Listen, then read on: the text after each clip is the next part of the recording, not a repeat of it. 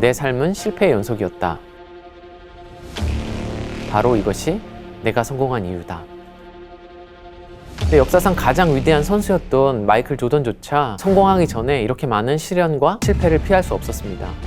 실패는 목표 과정에서 항상 일어나는 일이기 때문에 누구에게나 일어날 수 있는 일이라고 생각하는 것이 현실적입니다. 실패를 경험하게 되면 굉장히 강한 부정적 정서, 좌절감이나 무력감 같은 걸 느끼게 되기 때문에 실패에 잘 적응하기가 어려운데요. 그 실패에 수반되는 부정적인 정서 경험을 잘 관리하는 것이 필요합니다. 안녕하세요. 사회심리학자 나진경입니다. 우리가 좋은 마음가짐을 가지고 목표를 향해 달려가면 모든 일에 다 좋은 결과가 있을까요? 아무리 좋은 마음가짐을 가지고 꾸준히 해나가더라도 좌절과 역경, 실패를 피할 수가 없습니다. NBA 전설 마이클 조던도 이렇게 말했다고 합니다. 농구 인생에서 9,000번 넘게 슛에 실패했고 300번가량 게임에서 졌다. 그 가운데 26번은 마지막 회심의 역전슛이 실패해서 진 것이다. 이처럼 내 삶은 실패의 연속이었다. 바로 이것이 내가 성공한 이유다. 마이클 조던이 어떤 선수입니까?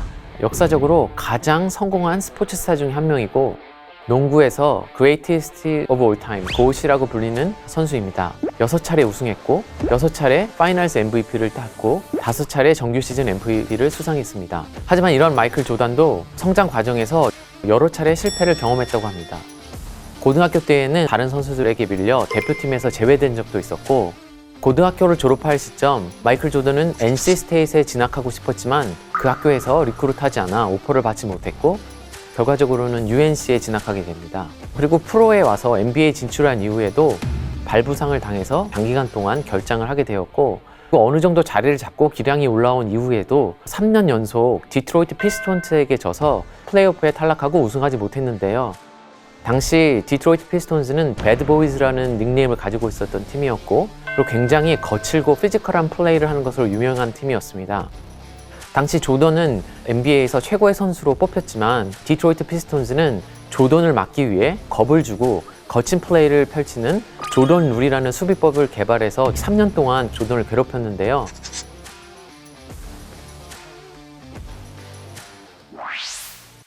실패는 목표 과정에서 항상 일어나는 일이기 때문에 실패하지 않는 것이 중요한 것이 아니라 실패한 이후에 그것을 잘 관리하고 그 실패에 잘 적응하는 것이 더 중요할 것입니다. 실제로 제가 속해 있는 서강대학교 희망연구소에서 대학생들을 대상으로 학기 초에 이 학생들이 갖고 있는 실패에 대한 믿음을 측정한 적이 있습니다. 이 연구 결과 실패를 일상적인 일로 받아들이고 실패를 통해서 배울 수 있다고 믿고 실패에 대해서 긍정적인 믿음을 갖고 있는 사람들이 실패를 경험했을 때 자신의 실패를 합리화하지 않고 노력으로 극복하겠다는 적극적인 태도를 보였습니다. 그리고 이런 학생들은 학업 성취도 더 뛰어났고 주관적으로도 본인의 학업 성취에 더 만족하는 경향을 보여주었습니다. 이처럼 목표 추구 과정에서 경험할 수밖에 없는 실패에 대해서 적극적인 태도를 갖고 있으면 실패를 관리하는 데 도움이 됩니다.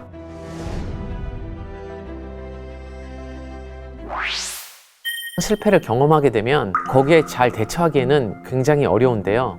실패를 하게 되면 실제적으로는 여러 가지 부정적 정서를 같이 경험하게 되기 때문입니다. 예를 들어서 다이어트를 하는 사람들이 이제 나는 건강한 음식만 먹고 고칼로리 음식을 피하겠다 그런 태도를 갖고 있다고 하죠. 그런 사람들도 막상 단짠단짠하고 굉장히 자극적인 음식이 눈앞에 있으면 어떨까요? 심리적으로, 신체적으로 굉장히 많은 강력한 정서 경험을 하게 될 거예요. 너무 먹고 싶고 또 입에는 침이 고이고 이런 심리적, 신체적 정서 반응을 경험하게 되면 결국에는 그 유혹에 저항하기 어렵게 되는데요. 실패도 마찬가지입니다. 막상 실제로 본인이 추구하던 목표가 좌절되면 엄청난 부정적인 정서를 경험하게 됩니다.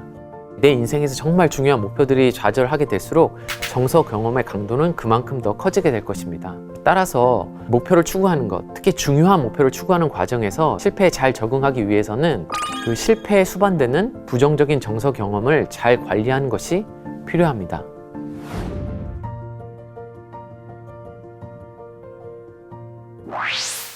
좌절감이나 분노, 슬픔과 같은 부정적 정서를 잘 관리하기 위해서는 우선 정서가 무엇인지 이해하는 것이 중요합니다.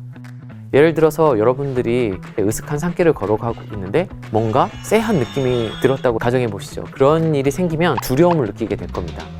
두려움을 느끼게 되면 심리적, 신체적 반응이 따라붙게 되는데요.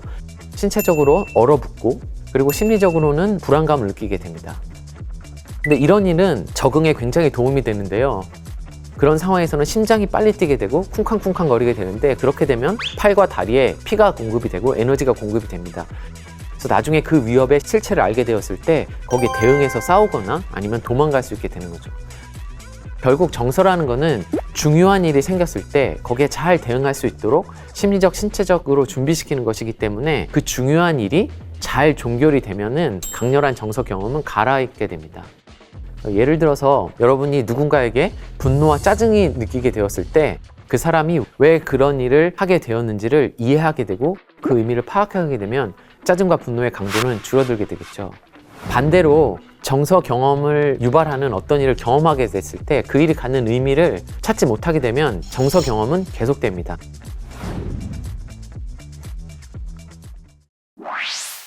이런 현상을 잘 보여주는 사회심리학 연구가 있는데요.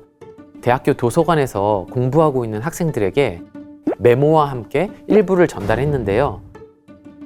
한 조건에서는 그 메모에 어느 단체에서 무슨 이유로 일부를 전달하는지가 명확히 설명되어 있었습니다. 다른 조건의 메모에는 그런 부분이 잘 드러나지 않도록 적혀 있었습니다. 그렇게 일부가 메모가 전달된 이후에 다른 실험자가 동일한 대학생들에게 접근해서 그 당시의 기분을 측정했습니다.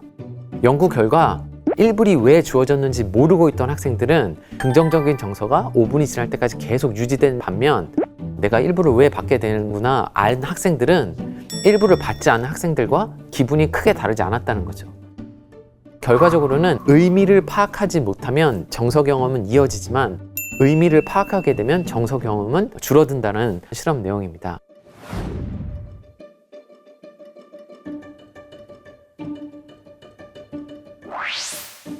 정서 경험을 유발할 수 있는 사건의 의미를 파악하는 것을 심리학에서는 미닝 메이킹 혹은 센스 메이킹이라고 하는데요. 의미를 파악하게 되면 정서의 강도는 누그러지는 효과가 있습니다. 따라서 중요한 일을 하다가 실패를 경험하면 굉장히 강력한 부정적 정서를 경험할 수 있는데요. 그러나 그런 실패가 갖는 의미나 그것이 내 인생에서 갖고 있는 함의를 이해하게 된다면 거기에 수반되는 강력한 부정적인 정서들을 조절할 수 있게 될 것입니다. 그렇다면 어떻게 정서 경험을 한 후에 그 사건이 갖는 의미를 파악할 수 있을까요? 심리학 연구 결과를 보면 일기를 쓰거나 글을 쓰는 것이 도움이 된다고 합니다.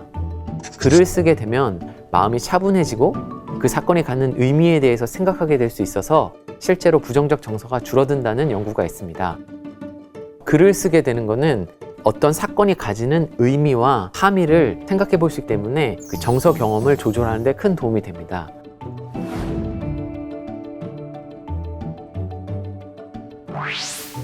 의미 파악에 도움이 되는 다른 방법도 있는데요. 거리두기라고 할 수 있습니다. 어떤 사건에 대해서 생각할 때 한 걸음 물러나서 마치 다른 사람의 일을 보듯이 상상해보고 생각해 볼 수도 있습니다. 예를 들어서 연애를 하다가 연인과 싸웠던 경험을 떠올려 보세요. 그럴 때 여러분의 연인이 나를 대하는 태도, 짜증난 표정, 나에게 하는 말투, 이런 부정적인 것들이 눈에 들어올 거예요. 만약에 그 경험을 한 걸음 뒤에서 물러나서 다른 사람의 일이라고 생각하고 그 보는 것처럼 떠오르면 어떻게 될까요? 그 사람이 하는 행동도 보이지만 내가 하는 행동도 보이고 아, 우리가 하는 거는 지금 서로 싸우고 있는 거구나, 의견이 충돌되고 있는 거구나, 사건의 의미나 함의에 대해서 생각해 볼 수 있는 여지가 더 늘어날 거예요. 실제 연구를 해보니까 부정적인 사건을 생생하게 다시 떠올려 보면 강한 정서를 경험하게 되지만 한 걸음 떨어져서 사건 전체를 조망하게 되면은 차분해지고 부정적 정서가 줄어든다는 연구 결과들이 많이 있습니다.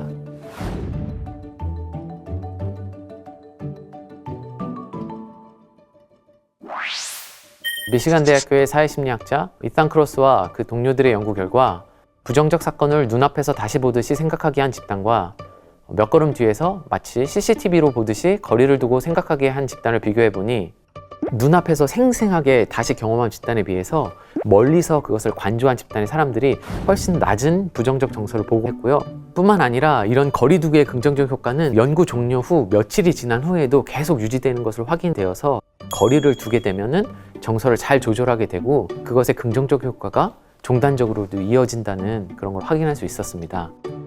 정리하면 실패를 경험하게 되면 굉장히 강한 부정적 정서, 좌절감이나 무력감 같은 걸 느끼게 되기 때문에 아무리 좋은 태도를 갖고 있더라도 실패에 잘 적응하기가 어려운데요. 그랬을 때 글을 써보거나 혹은 그 경험을 마치 남의 일인 것처럼 거리를 두고 생각해보면 실패 경험에 수반되는 부정적인 정서들을 잘 조절할 수 있고 그 실패 경험이 갖고 있는 의미나 이 사건이 갖고 있는 함의 같은 것을 파악할 수 있게 되기 때문에 결과적으로 실패를 조절하고 실패에 적응하는 데 큰 도움이 될 수 있다는 것입니다.